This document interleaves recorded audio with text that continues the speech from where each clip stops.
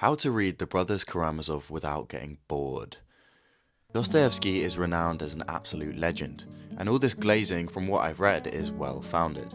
His understanding of the human condition and his insane life experience just comes at you when you read his stuff. And the Brothers Karamazov, or Karamazov, or I can't, how do you say it, feels like the peak of this, with all his characters and side stories, the thousands of them, teaching you about humans, how to understand them, how to be one maybe, and how to understand the way we interact with God. But I'm not going to talk about the book right now, I'll do that another time. Today is strictly practical advice on how to read the book without stopping and starting a million times. And don't worry, I'm not going to give stupid advice like daily page goal or underline things, highlight things.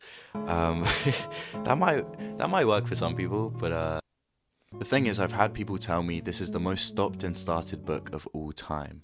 And I don't think that's true at all, but there is something to it because I did struggle myself. So here's the tips. Aside from a few kind of exciting sections, the first 10 hours of reading the book is quite boring in my personal experience.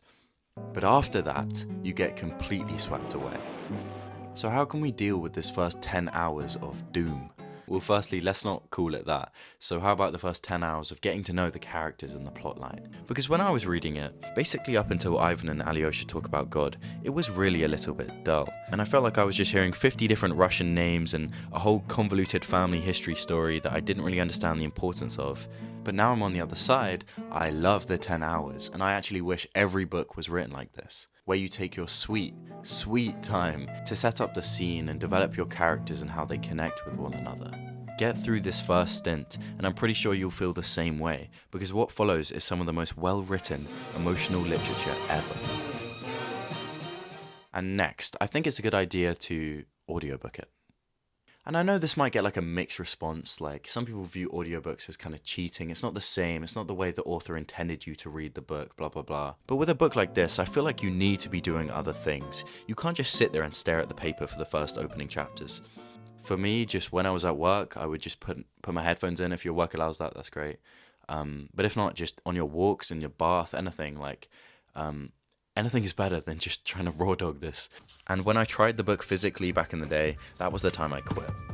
So I feel like listening to an audiobook when you're doing other things is a really easy way to get past these boring sections and get to the good stuff.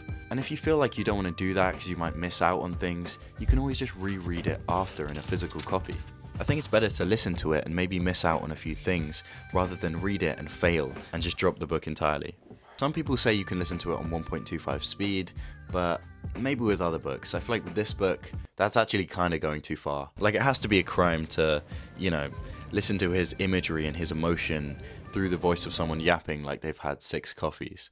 But in general, I'm a massive fan of listening to audiobooks, simply because you don't have to pause your life. You can go shopping, you can work out, you can go on a walk, you can lie in bed, you can lie in a bath while productively chipping away at a must-read book.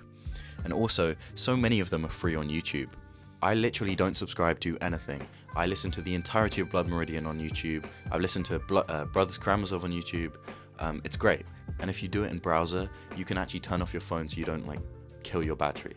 Basically, this isn't going to cost you anything. And the last thing I'll say is PMA, Positive Mental Attitude. The book is really good. Like, at the end of the day, when you're in that 10 hours at the start and you're feeling a bit bored, you're like, oh, I could be reading something else, I could be scrolling reels. Just remember that it's worth it. As soon as you get to Alyosha talking to Ivan about God, you'll realize how important this book is to read as a human. So just know that there's a very, very bright light at the end of the tunnel. And that the 10 hours of doom that you thought you didn't like, you'll actually come to like and appreciate as soon as you get past it. It's all completely necessary and it pays off. And it's a classic book, so you can join all the elitist Reddit forums and waffle about it if you wanted. Or just bring it up on dates and make people think you're self-important. Okay, whatever. Good luck.